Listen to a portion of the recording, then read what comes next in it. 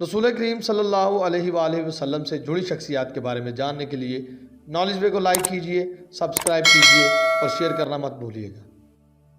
السلام علیکم ناظرین، نالج وے کے ساتھ میں ہوں آپ کا ہوسٹ شعیب حسن۔ پروگرام گلدستہ رسول میں آج ہم بات کریں گے حضرت جعفر ابن ابی طالب رضی اللہ تعالیٰ عنہ کی۔ یہ پروگرام ہے ان شخصیات کا جو اسلام کے محسن ہیں اور ان کا ذکر جو ہے وہ بذات خود ایک خیر ہے۔ تو میرے ساتھ موجود ہیں حیدر کرار اور زبیر علی، ان سے جانیں گے حضرت جعفر ابن ابی طالب رضی اللہ تعالیٰ عنہ کی زندگی کے حالات۔ جی زبیر بتائیے گا، حضرت جعفر ابن ابی طالب رضی اللہ تعالیٰ عنہ کا جو تعارف ہے وہ کس طرح سے ملتا ہے ہمیں تاریخ میں؟ بسم اللہ الرحمن الرحیم۔ ابو عبداللہ ابو المساکین ذوالحجرتین ذوالجناحین حضرت جعفر طیار ابن ابی طالب علیہ السلام تاریخ کے اندر مورخین نے ان کی ولادت جو ہے وہ 20 عام الفیل درج کی ہے۔ ابن سعد نے انہیں 32واں مسلمان قرار دیا کہ رسول اللہ صلی اللہ علیہ وآلہ وسلم پر ایمان لانے والے سابقون الاولون میں آپ کا بھی شمار ہوتا ہے، اور آپ کا نسب جعفر بن ابی طالب بن عبد المطلب بن ہاشم بن قصی بن عبد مناف بن قصی بن کلاب رضی اللہ تعالیٰ عنہ ہے۔ جی ماشاءاللہ۔ حیدر آپ بتائیے گا، حضرت جعفر طیار ابن ابی طالب رضی اللہ تعالیٰ عنہ کا جو رسول اللہ صلی اللہ علیہ وسلم کی زندگی میں آنا اور مشرف با اسلام ہونا، یہ تاریخ میں کہاں جو ہے وہ کوٹ کیا جاتا ہے؟ بسم اللہ الرحمن الرحیم۔ ابن سعد نے لکھا ہے کہ حضرت جعفر ابن ابی طالب رضی اللہ تعالیٰ عنہ دار ارقم سے پہلے کے مسلمان ہیں۔ ابھی رسول اللہ نے وہاں پہ سکونت اختیار نہیں کی، یعنی جو دار ارقم میں تبلیغ شروع ہوئی تھی اس سے پہلے وہ اسلام قبول کر چکے تھے۔ کچھ روایات میں جو ہے جعفر ابن ابی طالب کو حضرت علی علیہ السلام کے بعد والا مسلمان قرار دیا گیا ہے، دوسرا مسلمان، اور کچھ روایات میں جو ہے حضرت جعفر ابن ابی طالب کو 32واں مسلمان کو قرار دیا گیا ہے۔ لیکن یہ بات تو طے ہے کہ حضرت جعفر ابن ابی طالب جو ہے وہ سابقون الاولون میں سے ہیں اور رسول اللہ کے اقربا میں سے ہیں، آپ رسول اللہ کے چچا زاد ہیں اور رسول اللہ کے جانی سار صحابہ میں آپ کا شمار ہوتا ہے۔ ماشاءاللہ۔ جی زبیر آپ بتائیے گا، حضرت جعفر طیار ابن ابی طالب رضی اللہ تعالیٰ عنہ کا جو کردار ہے اور ان کا جو کنٹریبیوشن ہے اسلام کی قبول اسلام کے بعد، اس کے بارے میں کیا تاریخ میں ملتا ہے؟ قبول اسلام کے بعد آپ کو پتہ ہے کہ تواریخ کے اندر جو مسلمانوں کے اوپر اولین مسلمانوں کے اوپر صحبتیں گزری ہیں، ان میں حضرت جعفر ابن ابی طالب بھی پیش رہے ان صحبتوں کو برداشت کرنے میں۔ رسول کریم محمد مصطفیٰ احمد مجتبیٰ صلی اللہ علیہ وآلہ وسلم نے جب ہجرت حبشہ کا حکم مسلمانوں کو دیا، قریش کے مشرکینوں کے ہاتھوں تنگ آ کر رسول اللہ نے جب مسلمانوں کو حبشہ کی طرف بھیج دیا تو ان میں حضرت جعفر طیار کو سپہ سالار بنا کر بھیجا۔ حبشہ میں جب پہنچ جاتے ہیں حضرت جعفر طیار ابن ابی طالب رضی اللہ تعالیٰ عنہ، جب وہاں پر پہنچ جاتے ہیں اپنے مسلمانوں کو لے کر، تو وہاں پر ان کا کیا کردار ملتا ہے؟ حضرت جعفر طیار رضی اللہ تعالیٰ عنہ نے سپہ سالاری جو ان کو سب مسلمانوں کو ہجرت کروا کر حبشہ لے کر گئے تھے، حبشہ کے دوران بھی انہوں نے سپہ سالاری کی، وہ اس صورت کے اندر کہ مشرکین مکہ سے رہا نہ گیا اور وہ پیچھے حبشہ پہنچ گئے۔ یعنی کہ یہ جتنے بھی مسلمان یہاں سے ہجرت کر کے حبشہ پہنچے تھے، یہ مشرکین ان کے پیچھے جو ہے وہ تعاقب کرتے ہوئے وہاں جا پہنچے، مشرکین ان کے پیچھے جا پہنچے اور ادھر جا کے نجاشی جو ان کا بادشاہ تھا اس سے درخواست کی کہ ہمارے یہ جو لوگ ہیں یہ غلام تھے اور ہمارے قبیلے والوں کے یہ بگڑے ہوئے لوگ ہیں، ایک باغی یہ بغاوت کر کے انہوں نے بغاوت کر دیا، ایک نیا دین انہوں نے قبول کر لیا، نہ یہ ہمارے دین پہ ہیں یعنی کہ اپنے اجداد پہ، اور نہ یہ آپ کے دین پہ ہیں، کیونکہ نجاشی کا مذہب جو تھا وہ عیسائیت تھا، تو اس پہ بھی نہیں تھے یہ۔ تو بادشاہ نے نجاشی نے پوچھا کہ ان سب کو بلایا جائے۔ جب دربار کے اندر آئے تو انہوں نے پوچھا کہ آپ کیا جواب دیں گے، آپ ادھر سے کیوں بھاگ کے آئے ہیں؟ تو ان میں سے حضرت جعفر طیار رضی اللہ تعالیٰ عنہ کھڑے ہوئے، انہوں نے اٹھ کے کہا کہ اے بادشاہ، ہم لوگ گمراہ تھے، اللہ نے ہمیں ہدایت دی، ماشاءاللہ، ہمارے معاشرے کے اندر برائیاں عام تھیں، اللہ نے ہمیں ہدایت دی اس ذریعے کے ساتھ کہ ہم میں سے ایک رسول کو مبعوث کیا، اور اس نے کہا وہ رسول کی صداقت کی گواہی پورا عرب دیتا ہے، پہلے بھی دیتا تھا اور اب بھی دیتا ہے۔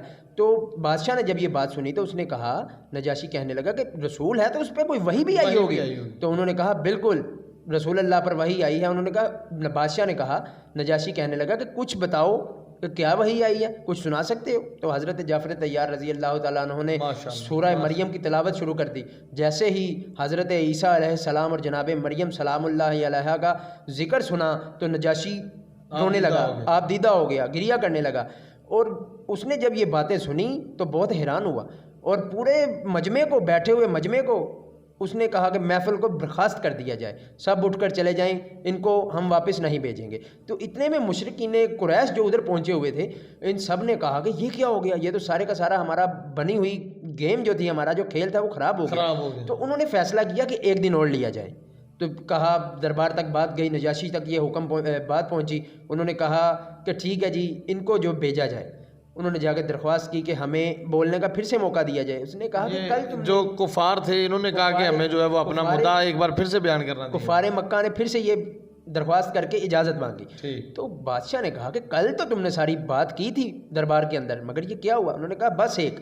تو وہاں سے مشرکین قریش کے اندر سے ایک فرد اٹھا، اس نے اٹھ کے کہا کہ ان سے پوچھا جائے کہ یہ عیسیٰ ابن مریم کے بارے میں کیا عقیدہ رکھتے ہیں۔ تو اس نے ایک دفعہ سوچا کہ یہ بات صحیح کر رہا ہے، تو نجاشی اٹھ کے کھڑا ہوا اور اس نے کہا کہ بتاؤ تم جو لوگ یہاں آئے ہو، عیسیٰ ابن مریم کے بارے میں تمہارا کیا عقیدہ ہے؟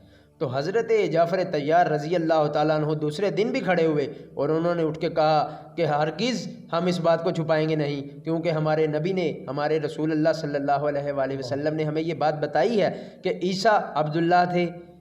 جناب جعفر طیار رضی اللہ تعالیٰ عنہ نے نجاشی سے مخاطب ہو کر کہا کہ عیسیٰ روح اللہ تھے، رسول اللہ تھے، عبداللہ تھے۔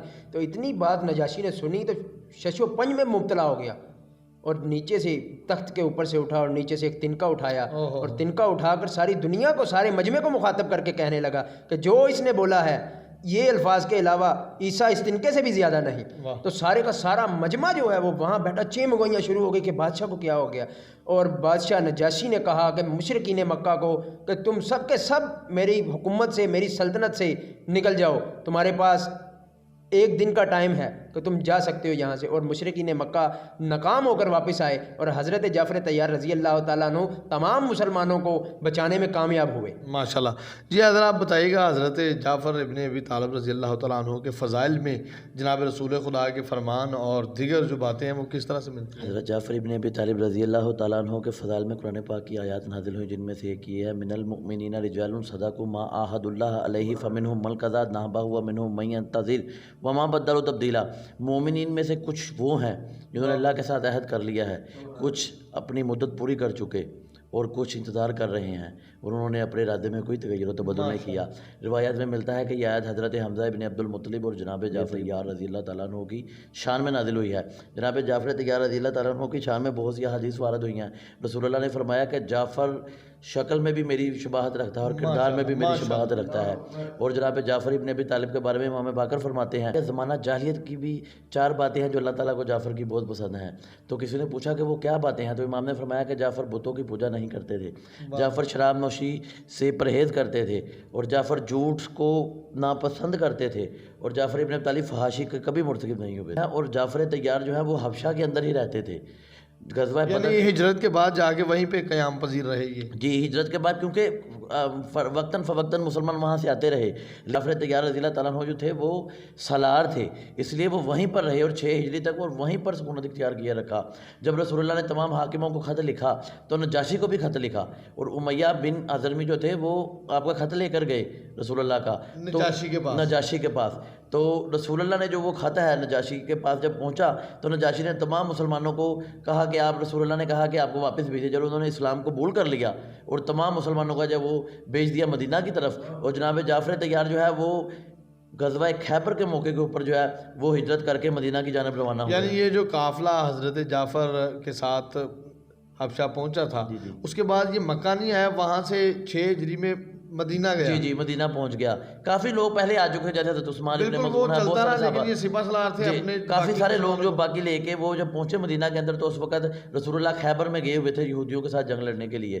تو خیبر کے موقع کے اوپر جب فتح ہوئی تو حضرت جعفر طیار بھی وہاں پر پہنچ گئے۔ تو رسول اللہ نے فرمایا کہ میں کیا کہوں اس بارے میں کہ مجھے کس بات کی زیادہ خوشی ہوئی ہے، خیبر کے فتح ہونے کی زیادہ خوشی ہوئی ہے یا جعفر کے آنے کی زیادہ خوشی ہے؟ رسول اللہ نے آپ کے چہرہ مبارک کے اوپر بوسہ دیا اور بڑی محبت و شفقت اظہار کیا، اور مسجد نبوی کے قریب آپ کو ایک کتان نازل فرمایا اور وہاں پر آپ رہنے لگے۔ اور جناب جعفر ابن ابی طالب رضی اللہ تعالیٰ عنہ کے بدر کے موقع بڑا واقعہ مشہور ہے کہ مال غنیمت میں سے رسول اللہ نے جعفر کا حصہ بھی رکھا، جبکہ آپ حبشہ کے اندر موجود تھے، اور خیبر میں بھی مال غنیمت میں سے جناب جعفر طیار کو رسول اللہ نے حصہ دیا۔ جی ماشاءاللہ۔ زبیر آپ بتائیے گا کہ یہ مدینہ میں آنے کے بعد حضرت جعفر رضی اللہ تعالیٰ عنہ کا جو رسول اللہ کے ساتھ تعلق ہے اور زندگی ہے، اس کے بارے میں تاریخ کیا کہتی ہے؟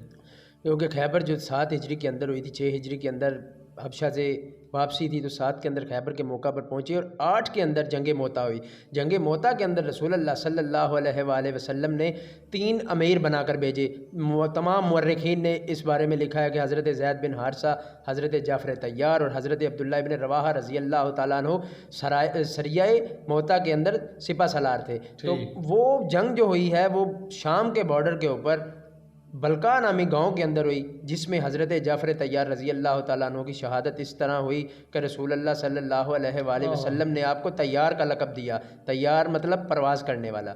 ایک یہ شہادت اس طرح تاریخوں کے اندر درج ہے کہ آپ جب علم اٹھائے ہوئے تھے اسلام کا تو وار پہ وار کرتے جا رہے تھے جنگ کے اندر. آپ کا ایک دایاں بازو قلم ہو گیا تو آپ نے علم کو بائیں بازو کے ساتھ پکڑ لیا.